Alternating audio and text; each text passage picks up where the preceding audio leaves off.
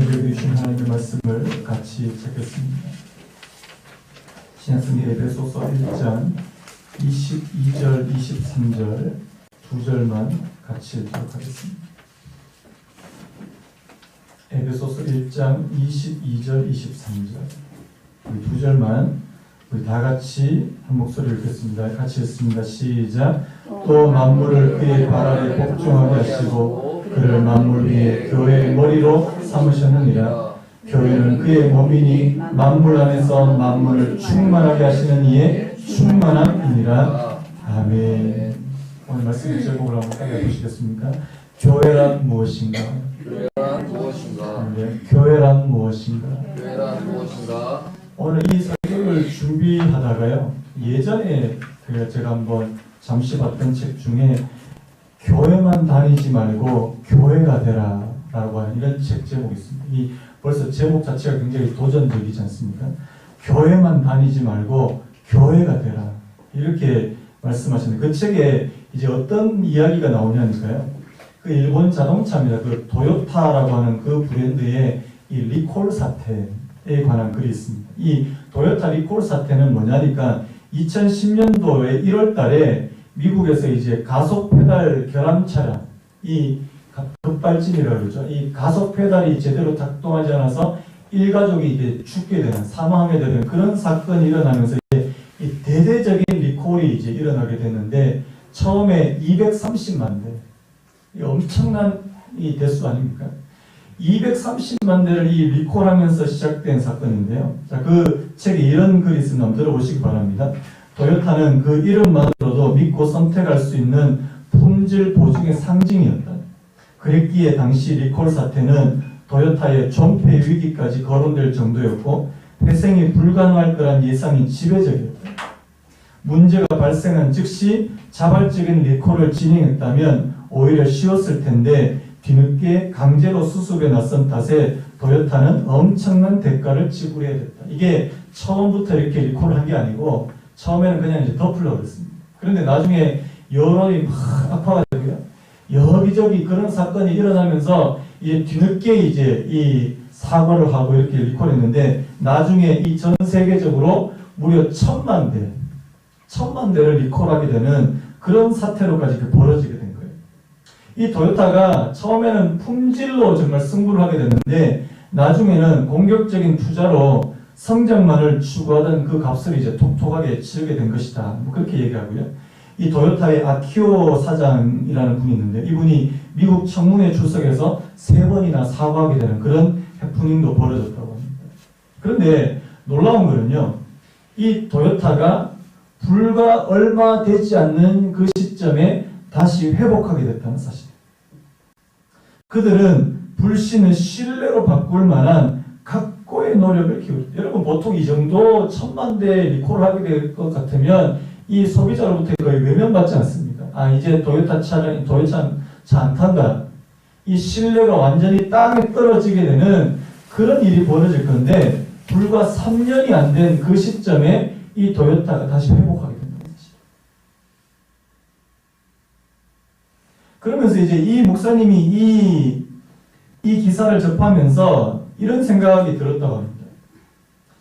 그렇다면 교회는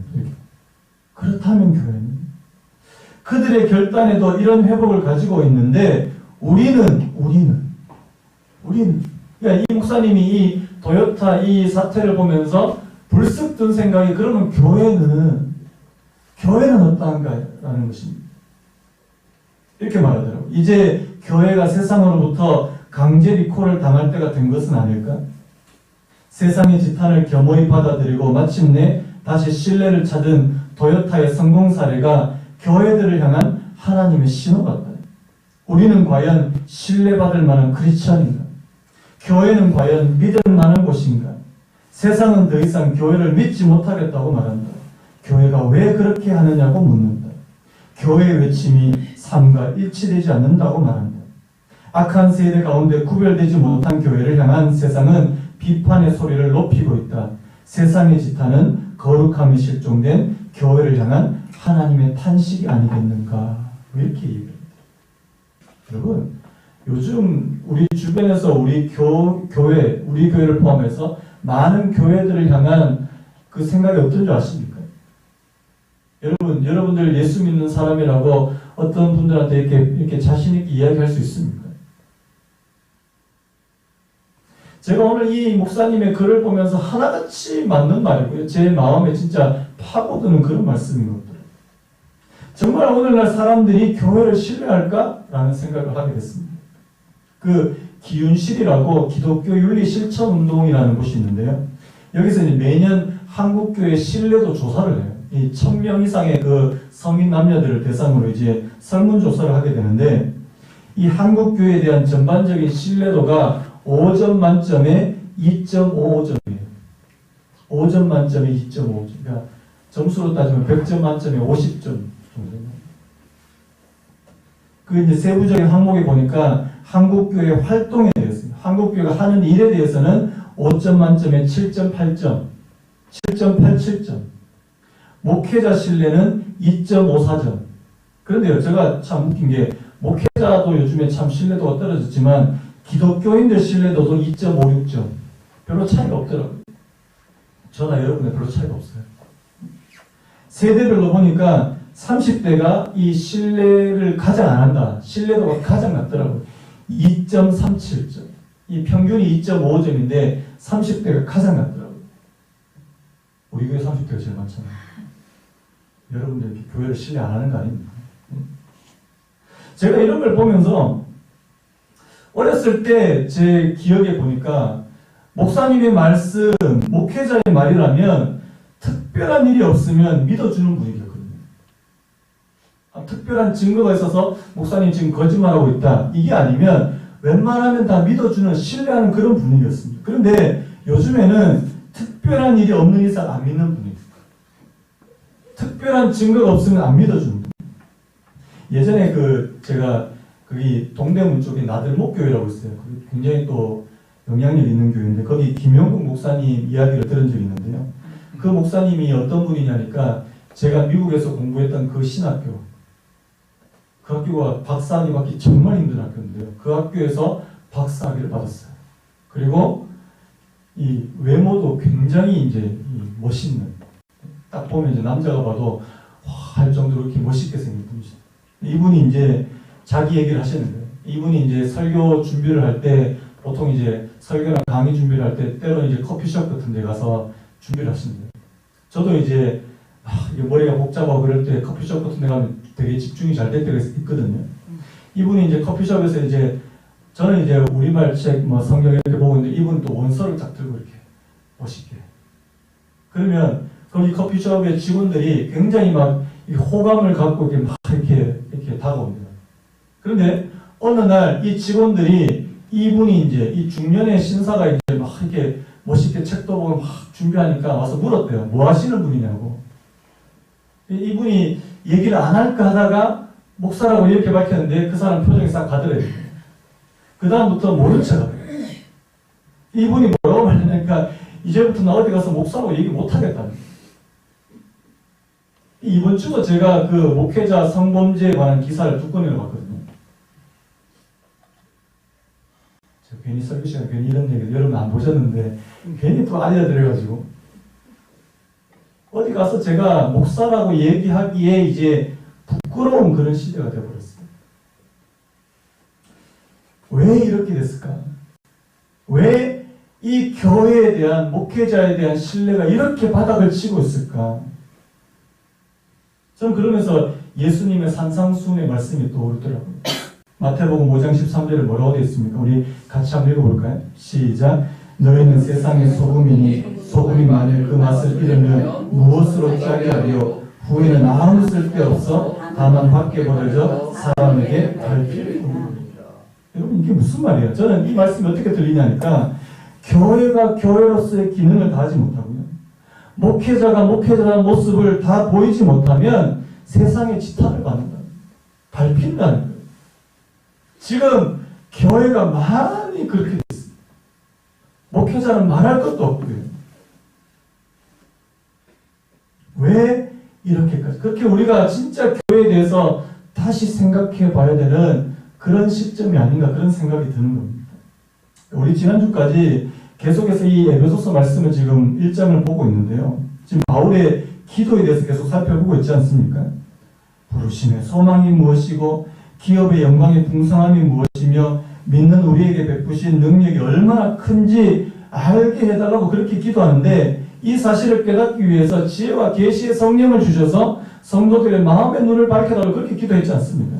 자, 그런데 지난 시간에 하나님이 성도에게 베풀어 주신 그 능력이 어떤 능력이라고요?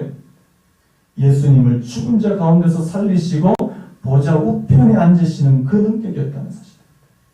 그리고 그 그리스도는 하늘에 있는 모든 영적인 존재들과 이 땅에 있는 만물들을 다스리시는 권세를 가지시는 분이시다.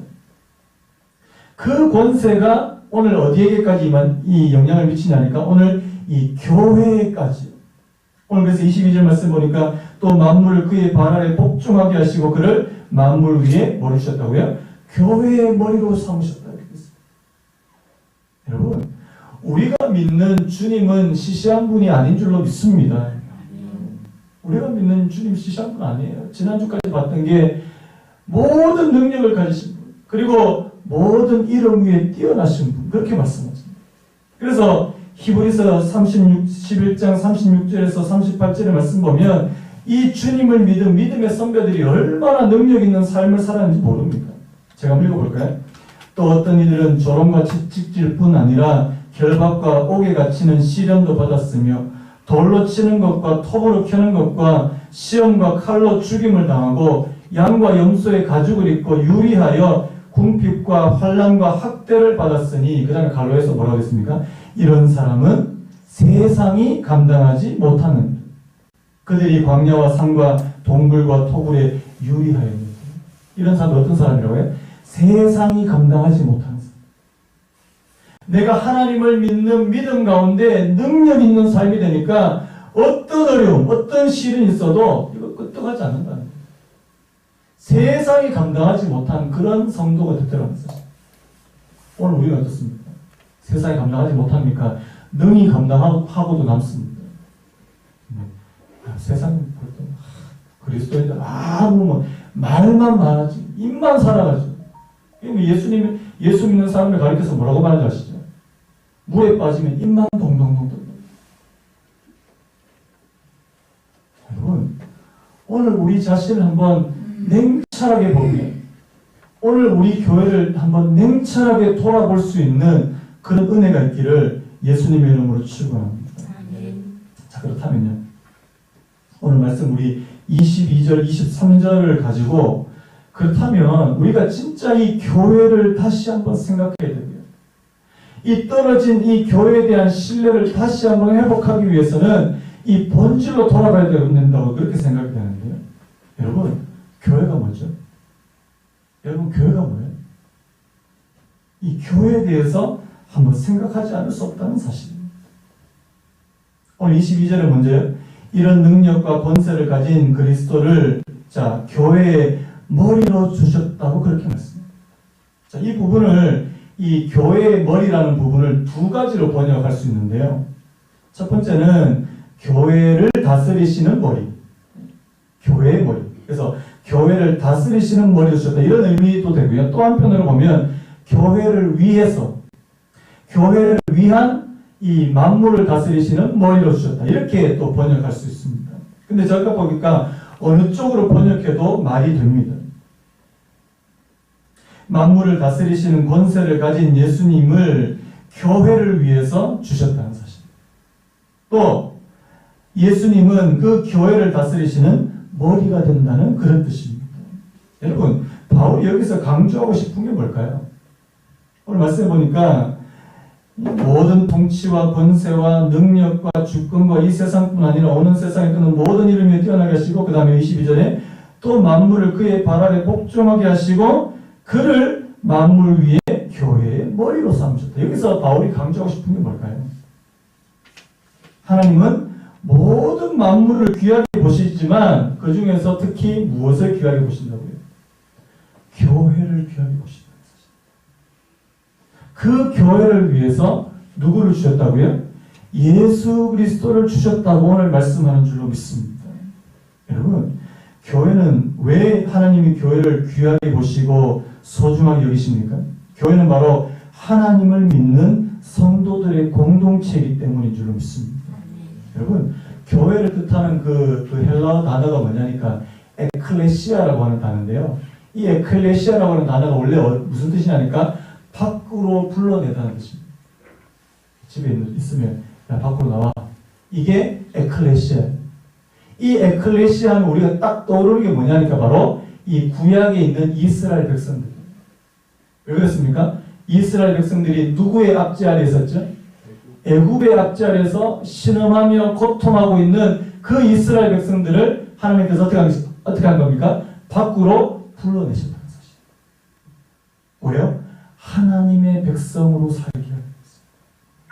하나님의 백성으로 살기 위해서. 더 이상 애굽의 노예로 사는 것이 아니라 하나님의 백성으로 살기 위해서. 이게 교회의 원래 의미예요. 우리도요, 죄의 압제 아래 있다가 하나님께서 우리를 밖으로 불러내셔서 하나님의 백성으로 살게 하시는 줄로 믿습니다. 그래서요, 교회가 소중한 거예요. 그래서 교회가 귀한 겁니다. 이 땅에서 아무리 교회가 지금 뭐 불완전하고 문제가 많고, 요즘 뭐 교회 문제 많은 교회들은 뭐 하루도 멀다 않고 그렇게 신문지상에 오르내리고요. 믿지 않는 사람들한테 교회 이름이 오르내리는 그런 일들이 얼마나 많은지 모릅니다. 그럼에도 불구하고 우리가 이 교회를 귀하게 여길 수 있어야 된다는 사실. 존 칼빈이라는 분, 기독교 강요를 쓴 존 칼빈이 하나님을 아버지라고 부르는 자들은 교회를 어머니라고 불러야 된다. 그렇게 말했어요. 한번 따라해 보실까요? 하나님을 아버지라고 부르는 자들은 교회를 어머니라고 불러야 된다.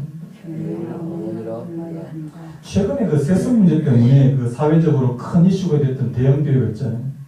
이 대형교회에 대해서 선한목자교회 유기성 목사님이 쓰신 글을 읽었는데 제 마음이 참 아팠습니다. 한번 들어보실래요? 유명한 TV 시사 고발 프로그램에서 한국의 대표적인 한 교회를 고발했습니다. 녹화된 영상을 보면서 너무나 비참했습니다.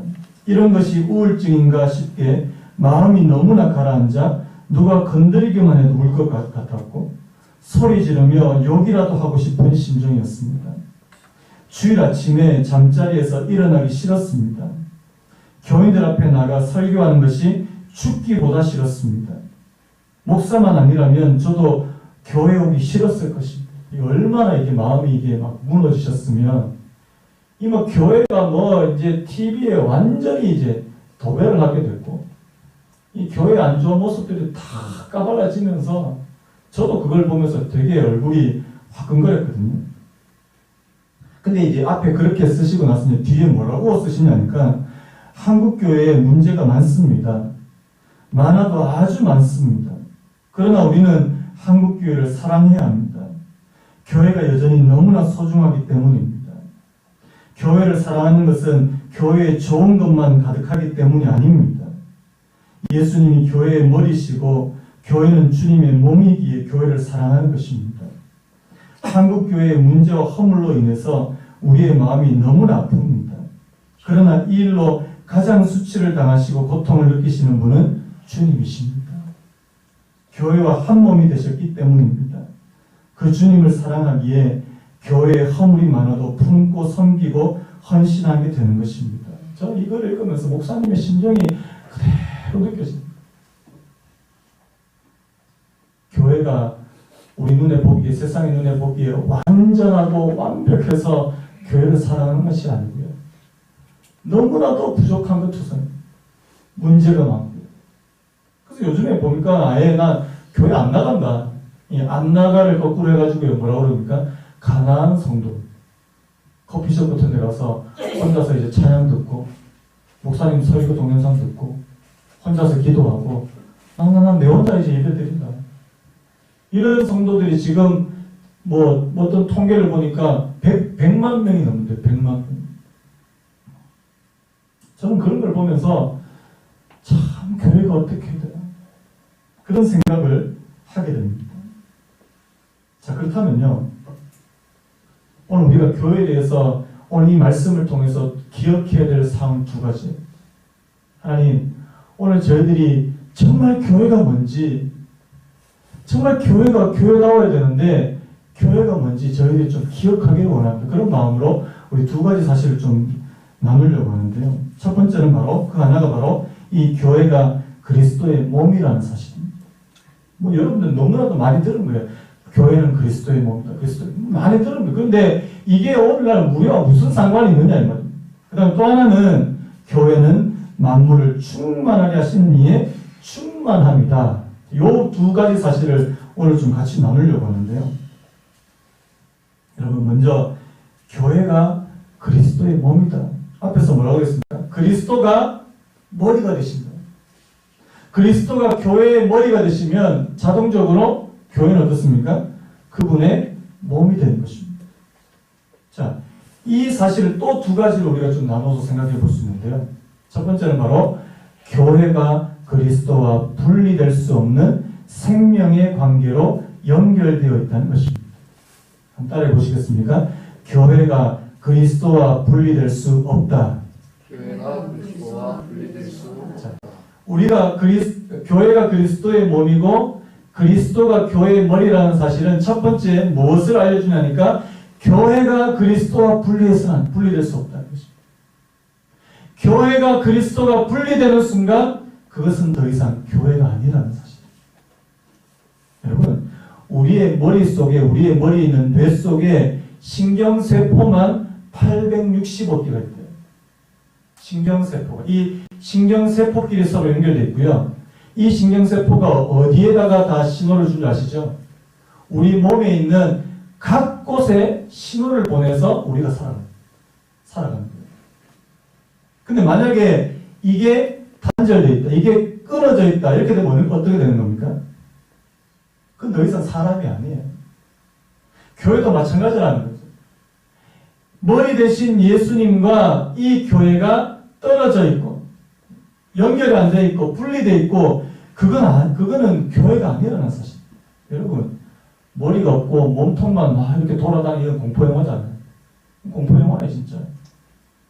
그리스도와 연합해서 그리스도께 영적인 생명을 공급받고 도움을 입을 때만 교회는 교회로서 존재할 수 있다는 사실. 우리 교회는 어떻습니까? 요한복음 15장 5절 같이 한번 읽어볼까요? 시작. 나는 포도나무요 너희는 가지라. 그가 내 안에 내가 그 안에 거하면 사람이 열매를 많이 맺나니 나를 떠나서는 너희가 아무것도 할 수 없으니. 나를 떠나서는 너희가 아무것도 할 수 없다. 교회도 마찬가지 아닙니까? 교회가 주님을 떠나서 주님과 단절되어 있고 주님과 관계가 끊어져 있으면 교회는 아무것도 할 수 없다는 사실. 그게 바로 이 교회가 그리스도의 몸이라는 뜻이라는 사실. 여러분, 그럼 이렇게 질문해야 되죠. 우리 교회는 지금 머리 대신 주님과 생명의 관계로 연결되어 있습니까? 여러분 어떻게 생각하세요? 우리 교회 지금 주님과 이 머리 대신 주님과 지금 생명의 관계로 지금 잘 연결되어 있습니까? 교회를 구성하는 우리 각자가 주님과 연결되어 있습니까? 여러분 어때요? 여러분 정말 머리 대신 주님과 연결되어 있는 분입니까? 연결된다는 말이 뭐예요? 소통한다는 말 아닙니까? 소통. 주님과 연결된 성도는 주님과 소통할 수 있는 그런 성도 아닙니까? 여러분, 주님과 소통하시는 애길 바랍니다. 그게 주님과 연결돼요. 내가 날마다 주님과 함께. 내가 기도할 때 주님께 그 기도가 상달이 돼요. 우리가 뭐 저번에 특세 때 한나에 대해서 뭐 많이 살펴봤잖아요. 그 어두운 영적인 암흑기 같은 그 시대에 누구도 하나님과 소통하지 못했던 그 시대에 누구만요? 한나만 하나님과 소통한다. 여러분, 주님과의 소통이 뭐예요? 기도 아닙니까? 기도가 제대로 되지 않는 교회는 어떤 교회예요? 생명력이 고갈되는 교회. 여러분, 그래서 우리가 진짜 우리 교회를 한번 진단해 볼 필요가 있습니다. 여러분들의 신앙도 한번 진단해 볼 필요가 있고요. 내가 진짜 머리 대신 주님과 날마다 연결되어 있나? 그럼 아이들 스마트폰 가지고 저한테 와서 맨날 하는 말이 목사님 와이파이 비번 좀 가르쳐주세요. 와이파이 비번 좀 가르쳐주세요. 왜? 그러면 와이파이가 없으면 인터넷을 못한대요. 그게 뭐예요? 연결되는 거 아니에요? 연결되는 거. 접속이 안 되면 아무것도 받을 수가 없어요. 하나님과의 관계도 마찬가지 아닙니까? 하나님과 접속되지 않으면 아무것도 받을 수가 없어요. 그래서 여러분 축복합니다. 우리 교회 모든 성도님들은 정말 하나님과 연결되시는, 하나님과 소통하게 되시는 은혜가 있기를 예수님의 이름으로 축원합니다. 다음 두 번째로, 자, 이 그리스도가 이 작은 두 번째입니다. 교회가 그리스도의 몸이라는 사실은, 자, 첫 번째 무슨 의미라고 했어요? 그리스도와 분리될 수 없다고 그랬잖아요. 교회가 그리스도와 분리될 수 없다. 그럼 두 번째는 교회가 그리스도의 몸이라는 사실은 교회 안에 있는 성도와 성도들끼리 분리될 수 없다는 것을 의미합니다. 바로 교회 안에 있는 많은 지체들이 서로 유기적으로 연결되어 생명을 가진 한 몸을 이루고 있다는 것을 의미합니다. 여러분, 한 몸이라는 것은 뭘 의미하는 거예요? 여러분, 손과 발이 한 몸을 이루면 어떻게 됩니까? 자, 손 따로, 발 따로입니까? 자, 장기 중에서 심장 따로, 간 따로. 그래서 심장을 이렇게 들고 다닙니다. 그건 아니잖아요. 뭐예요? 우리 몸의 모든 지체들, 우리 몸의 모든 지체들이 서로 유기적으로 연결되어 있는 상태, 이게 바로 한 몸이라는 뜻입니다. 여러분, 교회 안에서 이렇게 신앙생활 하시려고 하는 분들이 있어요. 아, 내가 그냥 교회 와서 내가 예배 드리고 하나님 앞에 은혜 받으면 그걸로 끝. 그거 다 아닌가? 여러분 어떻게 생각하세요? 교회 안에서 마치 홀로 있는 섬처럼 그렇게 다른 사람과 아무런 교제와 관계 안 하고 그냥 나 혼자서 예수 잘 믿으면 되지. 여러분 그게 맞는 겁니까? 여러분 그거는 신앙생활이 아니에요. 불가능하다고 그랬어요. 오늘 이 말씀에 비추어 보면 그건 불가능한 거예요. 그거 마치 그것 같아요. 내 안에 장기가 하나 있는데 장기를 따로 틀어놓고 이게 지금 살아날 수 있다. 살아갈 수 있다. 그렇게 말하는 것과 똑같다는 사실이에요. 여러분, 몸을 구성하는 지체는 머리와 연결될 뿐만 아니라 지체끼리도 연결되어 있다는 사실입니다. 손과 발이 연결되어 있고요. 눈과 코와 입이 서로 연결되어 있습니다. 우리 속에 장기들이 서로 연결되어 있다는 사실입니다. 여러분, 그럼 어떤 교회가 건강한 교회고 어떤 교회가 건강하지 않는 교회입니까? 성도들끼리 서로 유기적으로 긴밀하게 연결되어 있고 교제하는 그런 교회, 건강한 교회. 그런데 성도들과의 관계가 다 끊어져 있고 다 제각각, 이거는 건강한 교회가 아니라는 사실. 위험한 교회라는 사실. 그 의사인데요. 이 폴 트루니에라는 사람이 이런 말을 했습니다. 사람이 혼자 할 수 없는 일이 두 가지 있다. 하나는 결혼이고 또 하나는 그리스도인이 되는 것이다. 저는 이 말이 정말 공감돼요. 여러분, 결혼 혼자 할 수 있습니까? 나 혼자서 딴딴딴 이거 안 되잖아요. 자, 혼자서 그리스도인 할 수 있나? 안 된다는 거예요. 교회가 어떤 곳인지 아직까지 모르시는 분들이 많더라고요. 이 교회의 공동체성을 모르시는 분들이 너무 많더라는 사실. 그래서 여러분, 저희 교회의 성도님들과 성도님들 사이에 서로 좀 연결 좀 됐으면 좋겠습니다. 우리가 먼저 머리 대신 주님과 연결이 되면 우리 옆에 있는 성도님들과도 연결될 수 있는 은혜가 있기를 예수님의 이름으로 축원합니다. 사실 이 부분 저희 교회가 진짜 좀 약한 겁니다.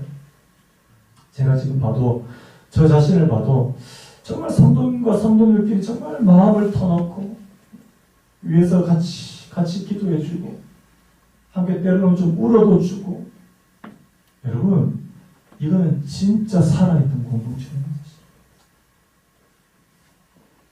뭐 사실 저희가 교제 모임도 좀 부족했고요. 제가 오늘 말씀 준비하면서 반성했던 게 뭐냐니까, 제가 뭐 기도회라든지 예배에 인도하라 그러면 제가 뭐 꺼리 끼지 않고 그냥 할 수 있는데 무슨 이게 이벤트해라, 뭐 체육대회를 진행해라, 뭐 이번처럼 이렇게 유무상통 나눔마켓 진행해라 그러면 제가 굉장히 막 힘들어요. 긴장해요. 그런 쪽에 제가 발달되어 있지 않기 때문에. 누구 가르치고 상담하라 그러면 되게 잘하는데 앞에서 무슨 행사 진행하라 그러면 제가 굉장히 긴장하거든요. 여러분들이 좀 도와주시면 좋겠습니다. 제가 극복해야 될 부분이기도 하고요. 그래서 내년에는 뭐 원래 지금 뭐 이제 얼마 안 남았는데 우리 연말에는 좀 같이 좀 어울리기도 하고요. 같이 좀 교제도 하고 내년에는 좀 체육대회도 하고. 우리 교회는 왜 그런 거 체육대회도 한 번도 안 하냐 그래서 제가 막 그렇게 얘기하시는 분들이 계시더라고요. 제가 예전에는 교회가 무슨 스포츠 센터입니까? 맨날 체육만 하냐고 제가 그렇게 또 얘기한 적이 있거든요. 근데 체육대회도 한번 필요하겠더라고요, 보니까. 한번 필요한, 또 야외회도 한번 가고. 우리 성도님들끼리 이렇게 전체적으로 한 번씩 이렇게 모이는 그런 모임의 장도 좀 필요하겠다는 생각이 들었습니다. 제가 무슨 말을 하고 싶으냐 하니까요. 성도님들과 성도님들 사이의 이 관계, 이 연결성. 여러분, 그래서요. 우리가 전체적으로 예배로도 모이지만 순으로도 모이잖아요. 순 안에서. 그래서 나중에 제가 우리 내년에는 한번 순을 한번 이렇게 한번 다 섞을 생각입니다. 나하고 이때까지 너무 잘 지내고 막 순해서 너무 좋았어요. 거기서 머물러 계시면 안 돼요. 나하고 정말 다른 분.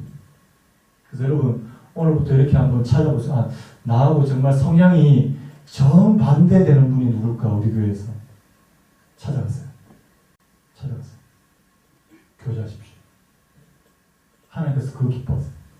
여러분 순모임은 그냥 끼리끼리 모여서 그냥 즐거운 그걸로 끝나는 게 순모임이 아닙니다. 나와 다른 사람, 나와 성향이 다른 사람과 함께 부딪히면 거기서 훈련받는 게 그게 순모임입니다. 여러분 이런 은혜가 있기를 간절히 바랍니다. 아멘 소리가 좋습니다. 자, 여기까지가 첫 번째 큰 거예요. 뭐예요? 교회가 뭐라고요? 그리스도의 몸이다. 자, 그럼 큰 두 번째를 교회는 또 어떤 본질이 있습니까? 만물 안에서 만물을 충만하게 하신 이의 충만합니다. 자, 교회는 만물 안에서 만물을 충만하게 하시는 이의 충만합니다. 이게 무슨 말이에요? 아마 이 에베소서 전체를 통틀어서 이 말씀이 가장 어려운 말씀일 거예요. 자, 먼저 우리가 이 만물을 충만하게 하시는 이게 누군지 한번 살펴봐야 됩니다. 여러분, 구약에서는 만물을 충만하게 하시는 분이 누구라고 되어 있을까요? 하나님으로 되어 있습니다. 에레미야 이런 말씀이 있으면 내가 천지에 충만하지 않다. 그런데요, 에베소서에 보면 이 사도 바울이 이 신약으로 넘어오면 이 만물을 충만하게 하시는 분이 누구신지 말씀하는데요. 자, 에베소서 4장 10절 같이 한번 읽겠습니다. 에베소서 4장 10절 시작. 내리셨던 그가 곧 모든 하늘 위에 오르신 자니 이는 만물을 충만하게 하려 하심이라. 자, 누가 만물을 충만하게 하신다고요? 승천하신 그리스도. 승천하신 예수님. 죽음을 이기시고 부활하셔서 승천하셔서 모든 권세를 가지신 그 예수님께서 어떻게 해요? 충만케 하신다. 만물을 충만하게 하신다. 그래서 오늘 여기 나오는 이 만물을 충만하게 하신 이는 바로 예수님을 말씀하고 있는 것입니다. 자, 그렇다면 만물을 충만하게 하신 그분이 자, 어떻게 해요? 만물을 충만하게 하시는 이의 충만합니다. 그러면 이 만물을 충만하게 한다는 게 이게 도대체 무슨 의미냐 이 말이죠. 그 고신대 길성남 교수님이라는 분이 이렇게 설명하는데 한번 들어보시기 바랍니다. 구약 성경에서 충만하게 하다라는 개념은 하나님께서 당신의 능력과 영광과 임재로 온 세상을 채우는 것과 관련입니다. 아까 말씀드렸죠. 에레미야서 23장 24절에 나는 천지에 충만하지 아니하냐 그렇게 의미할 때 이게 무슨 의미냐니까 하나님의 능력, 하나님의 영광, 하나님의 임재로 온 세상을 채운다. 이게 바로 만물을 충만하게 한다는 의미라는 사실이에요. 그래서요, 하나님께서 천지에 임재하시면서 만물을 주권적으로 통치하며 능력으로 돌보시는 거, 이거를 이제 채우십니다. 충만하게 하십니다. 그 다음에 하나님은 영광과 능력으로 만물을 통치하시면서 만물의 부족한 것을 채워 완전케 하시며 잘못된 것을 바로잡아 온전케 하십니다. 무슨 의미인지 아시겠습니까? 만물을 충만케 한다는 것은 부족한 것을 채워줍니다. 잘못된 것을 바로잡아서 온전하게 하는 하나님의 능력과 영광과 임재로 이 세상을 채우는 것, 이것을 만물을 충만하게 한다는 의미라는 사실입니다. 자, 우리 골로새서 1장 19절 한번 같이 한번 읽어볼까요? 자, 시작. 아버지께서는 모든 충만으로 예수 안에 거하게 하시고. 자, 골로새서 2장 9절도 같이 읽습니다. 시작. 그 안에는 신성의 모든 충만이 육체로 거하시고. 자, 이 모든 충만함이 누구 안에 있다고요? 예수 그리스도 안에 있다고요. 자, 그렇다면 교회는 뭐냐? 예수 그리스도 안에 있는 모든 충만한 것들으로 충만하게 되는 영적인 실체가 바로 교회라는 것이죠. 하나님은 예수 그리스도는 만물을 충만케 하시는 분이신데 그 충만케 하시는 그 영광, 그 능력, 그 임재가 오늘 어디에 충만하게 한다고요? 교회에다가 충만하게 하신다는 사실. 여러분, 교회가 이런 곳이라는 사실. 하나님께서 예수 그리스도 안에 넣어주신 모든 좋은 것, 거기 안에는 영광도 있고요, 능력도 있고요, 지혜도 있고요, 평강, 기쁨, 모든 좋은 것이 누구 안에요? 그리스도 안에 충만하게 있다는 사실. 자, 그거를 어디다가 부어주시기를 원하신다고요? 교회 위에다가 부어주시기를 원하신다. 믿으시는 거 아닙니까? 교회 위에다가. 자, 그래서요. 어떤 교회가 건강한 교회입니까? 하나님께서 그리스도를 통해서 우리에게 주시고자 하시는 모든 좋은 것이 충만하게 부어지는 교회. 그 교회가 건강한 교회라는 것이죠. 그렇다면요, 오늘 많은 교회에서 생기는 이런 문제들, 이렇게 문제가 많이 생기고, 사고가 일어나고, 세상 사람들한테 지탄을 받는 이유는 딱 한 가지예요. 뭘까요? 충만하지 않기 때문입니다. 은혜가 충만하지 않고, 성령이 충만하지 않고, 지혜가 충만하지 않고, 공의가 충만하지 않기 때문에 그런 일들이 벌어진다는 사실. 경험 많은 목사님들이 저한테 그런 말씀하세요. 교회가 은혜가 충만하면 아무 일도 없다는 거예요.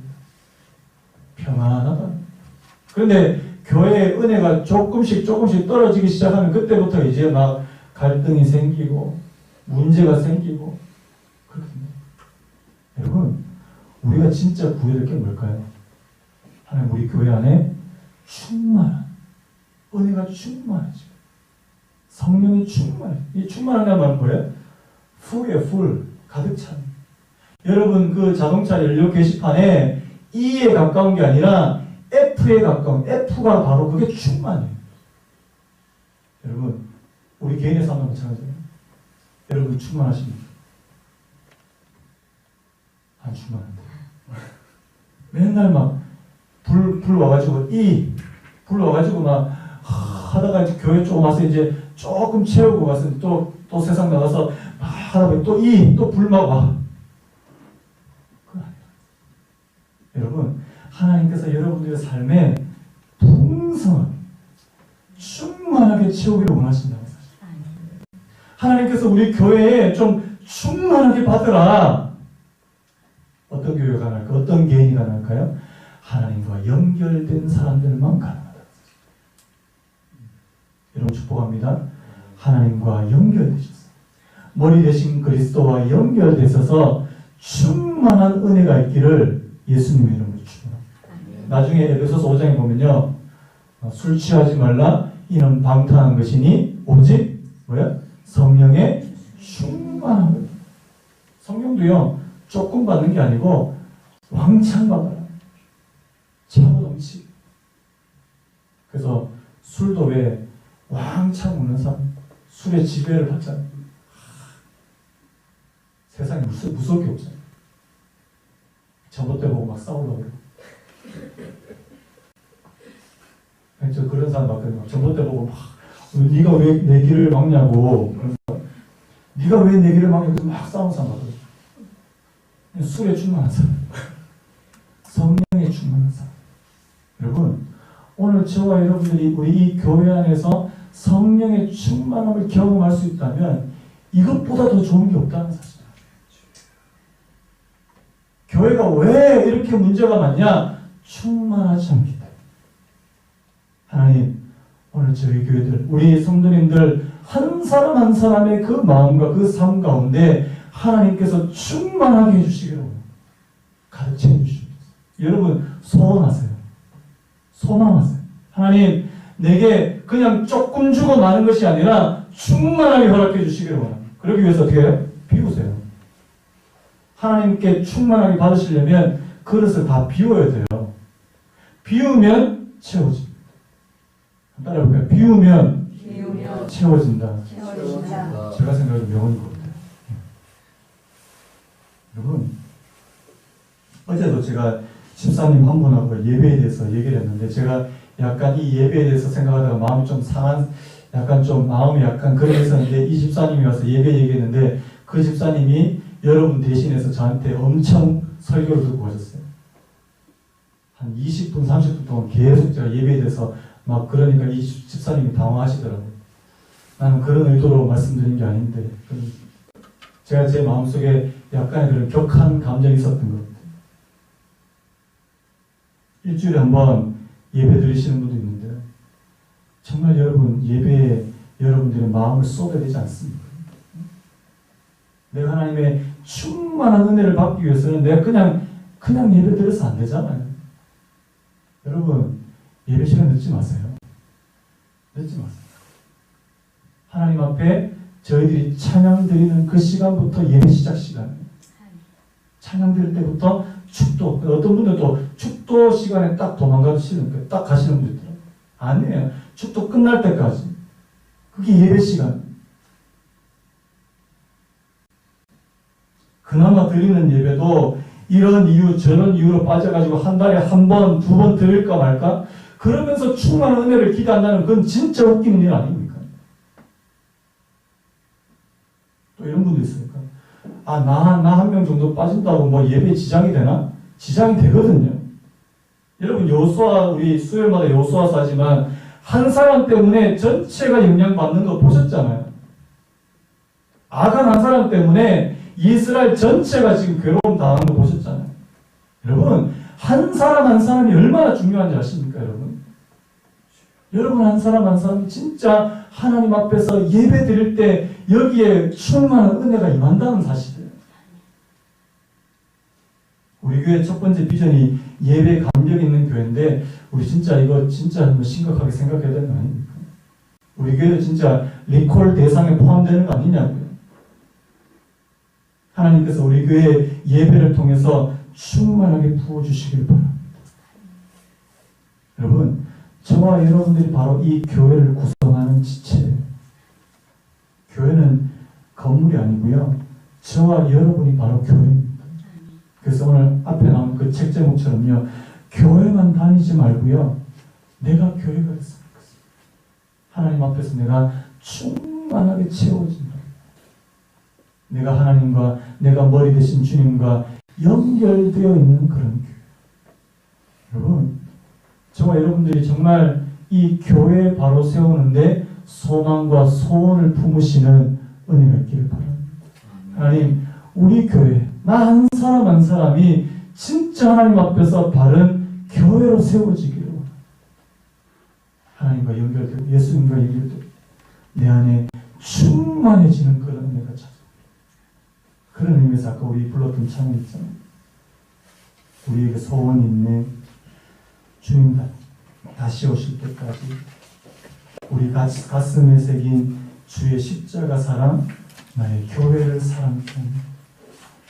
주의 교회를 향한 우리 마음, 희생과 포기와 가난과 고난, 하물며 죽음조차 우리를 막을 수 없네. 우리 교회는 이 땅의 힘. 그 다음에 교회를 교회되기에, 예배를 예배되기에 우리 사용해 주시고, 하나님 진짜 교회 교회를 교회되게 예배